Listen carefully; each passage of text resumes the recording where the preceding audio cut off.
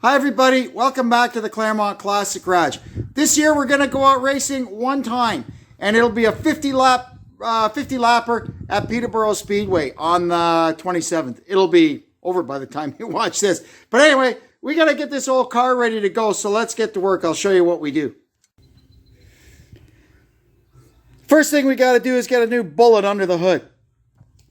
There's nothing really wrong with this one. It runs good. It's just a low mile, totally stock engine from a 99 Neon. Works good. It does its thing. But we're going to use this one. This is a 2002 Magnum engine, complete top to bottom. So it's got the right pistons, the camshaft, everything. It's a Magnum engine. So we're going to pop this baby in here, and we'll go from there. Once that's done, then we got to get it up in the air, do our bolt check, go all underneath it, make sure everything's good, clean the thing all up, and check all our suspension and alignment settings, and then it'll be ready to go. Not really too much to change in this engine. First thing I'm going to do is I'm going to crawl underneath it, get the oil drained out of it, get the flex plate undone, and then we'll start working on the top side. Change of plan. I thought about it and realized I usually do the top first. So not wanting to buck with tradition, I did the top first. This thing, it's so easy. I've had this thing apart so many times. And the Neon engine in the Daytona body, there's just so much more room than when it's in a Neon body. Anyway, so I've been at it about a half an hour, and the top is all done. I gotta go in and have lunch now. When I come back out, we'll get the bottom done and get this thing out of here. All right, she's out. All I got to do now is I have to switch the alternator, the wiring harness, and the oil pressure switch over onto the other one, as well as the flex plate and the rear separator plate, or whatever the heck you want to call that thing. We'll also make note of the orientation of this paint splotch, kind of up there, pointing at the EGR plate. That'll make sure when we put it back together, the torque converter is lined up, because it's got one oddball lug and it only goes on one way. Alrighty, in she goes. Okay, I got a lot of jiggling and wiggling to do, and I'll be back once she's in and I got a couple of bolts in. Deb's not here. Deb's usually my engine putting in helper, but she's out for the afternoon, so I'm on my own. Well, there it is, planted in its new home. I'm going to go now, put the cherry picker away and put this other engine away, and then we'll continue on with our job. Well, it was in, now it's out again. Piss me off, but it's my own damn fault. Wasn't paying attention.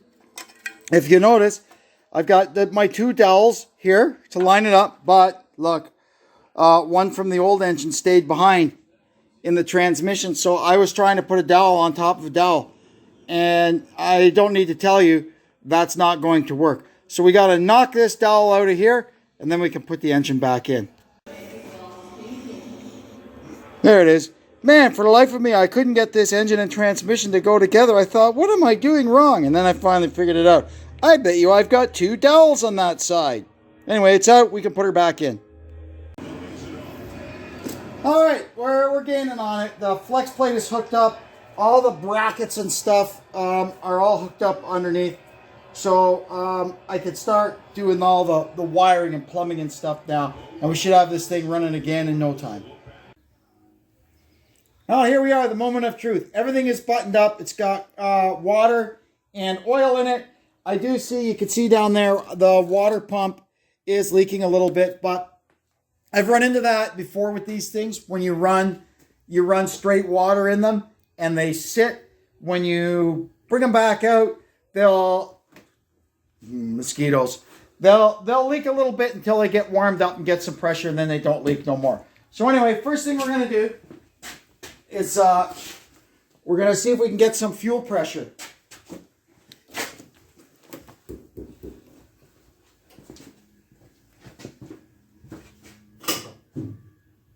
Battery's on. Anything on fire, Deb? No. Very good. Okay.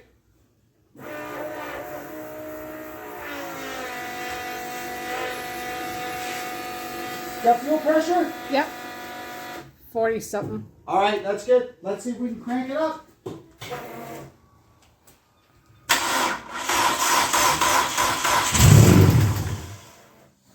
Good sign.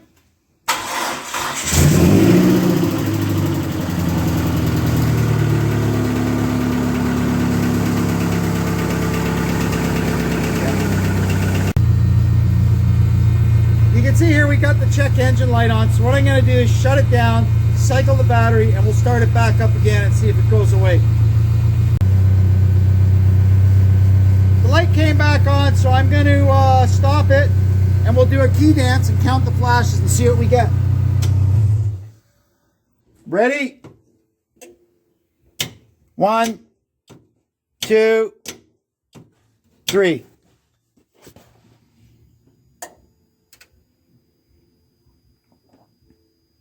One, 2. That means the battery's been off. 1, 2, 1, 2, 3, 4, 5, 25. 1, 2, 3, 4, 5. 1, 2, 3, 4, 5. Okay, that's 55. That means end of codes. So we'll go on Google and see what code 25 is. Our code 25, is for the idle air motor. And basically all that's going on is because we've got a different engine than what was in here before with different airflow characteristics. It's going to take it a minute to sort itself out and figure out where it needs to be. So there's actually really nothing wrong. I'm going to get it started back up again and see if we can get it warmed up.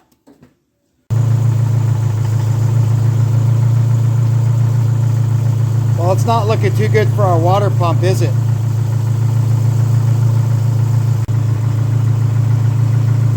Lucky it's super easy to change. Alrighty, there we go. The electric fan kicked on by itself. That means she's up to temperature. Aside from the water pump, it really runs nice. Can't wait to get it out on the track. I got it running again. I'm happy to report the water pump fixed itself. I knew it would. Our battery issue, I think the battery is seeing better days, so I'll probably go in the morning and get a new battery. I did check once I had it running. It's charging, so that is not the issue. Now it's time to do the ugly, boring stuff, the bolt check. So I got to get underneath here and put a wrench on every single fastener and make sure they're all tight. And just check. Once we've got that done, then we'll check the front end, make sure everything is good and tight. I can drop it down, check the toe, and that'll be this end done. Then we'll do the same at the back, and she should be good to go. Here you can see we found something good. It's hard to see here, but we've got a bad ball joint. So we're going to have to get that out of there and pop a new one in.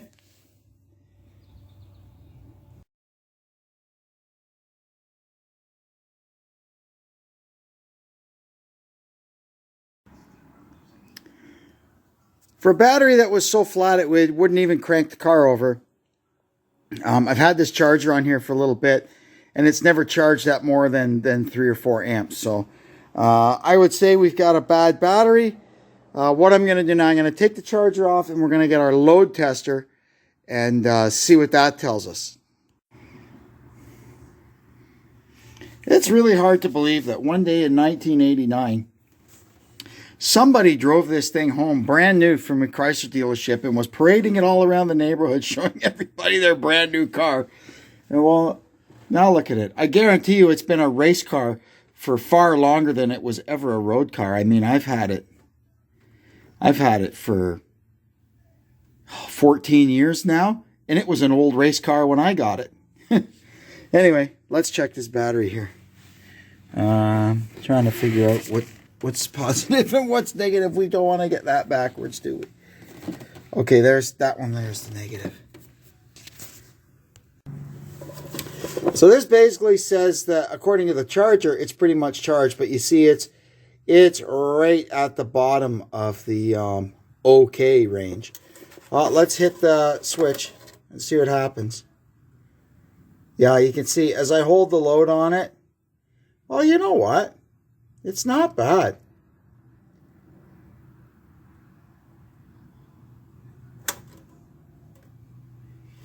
Oh, this battery's fine. I don't know why the car wouldn't start there that one time. Anyway, let me put it back together and we'll try it. Well, after the load test, let's see if she starts.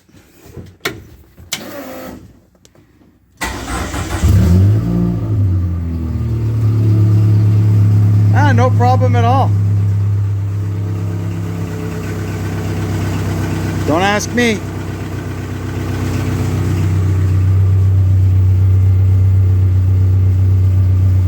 can see there it's charging just fine. I think what I'll do is I'm going to go and just retouch every battery connection on the car, make sure everything's good, and while I'm doing that, I think I'm going to shut it off and let it sit with the cooling fan running for a few minutes, and then we'll see if she'll start after that.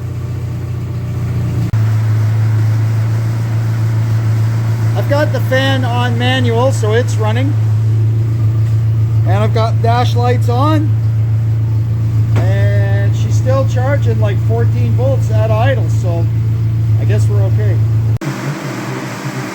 I'm going to let the fan run for 15 minutes and then see if the car will start. Alright, the fan's been running for 15 minutes. Let's see if the car will start. I'll give it the benefit of the doubt and at least turn the fan off. No. Our battery is toast. Here's our battery from the Boneyard. It's a 26R, which is it's a great battery. I use them in everything around here. They fit these neons and little cars. I used them in all my my Ford and Ferguson tractors. It's a handy size, so might as well standardize. It was made, you can see here the date code, May of 2022. So it's just barely a year old. $65 tax in, everything out the door. Of course, including using my other one as a trade-in. It's literally a third the price of a new one, and they give you a 2-year guarantee on the thing. You can't go wrong. Well, let's see what happens here. Put the battery on. We'll accidentally leave the fan on for a few minutes, and then we'll come back and see if the car will start. Well, the fan's been running for 15 minutes. Let's shut it off and see if this thing will start.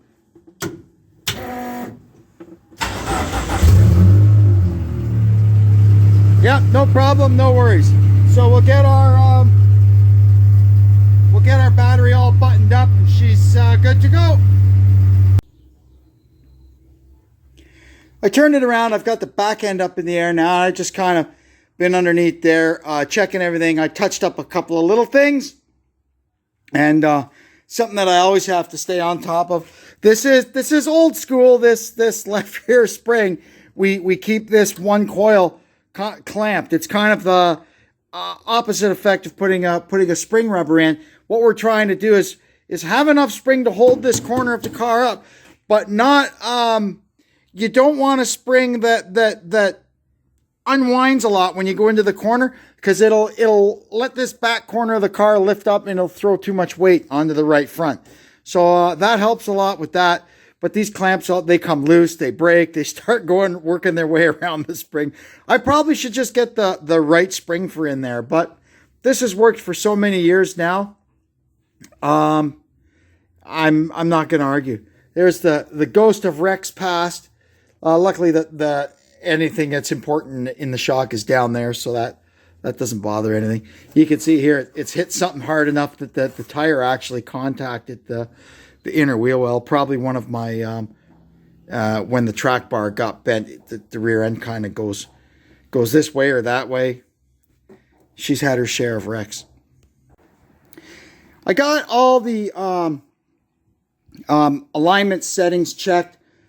That's a little involved to do in just kind of an overview video like this. But what I will do in the comment section below, for those of you that are maybe new to the channel, I will put the links to all my racing chassis videos, and you feel free to go check those out.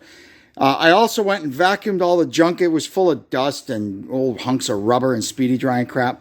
Now we're going to take it outside and give it a bath, because it really needs a bath.